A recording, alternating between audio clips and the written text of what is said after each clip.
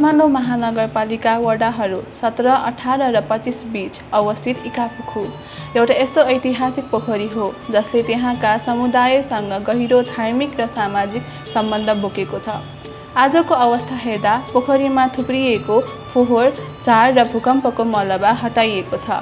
सुरुवातमा 2 फिट उत्खनन गरियो, तर पुराना तह भेटिन थालेपछि अझ 1 फिट गहिरो खनिएको छ।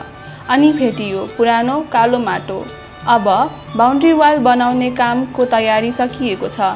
हामी तयार छौँ इकापुखुलाई पुनः उसको इतिहास र गरिमा फर्काउन। आज यो पोखरी पुनर्निर्माणको यात्रामा छ। कुल लागत 3 करोड 64 लाख रुपैयाँ, क्षेत्रफल करिब 7.5 रोपनी, जसमध्ये 6 रोपनी पानीकै लागि छुट्याइएको छ। पानीको वरिपरि 2 मिटर चौडा पैदल मार्ग हुनेछ, जहाँ मान्छेहरू हिँड्न, सोच्न र पोखरीको शान्तता महसुस गर्न सक्नेछन्।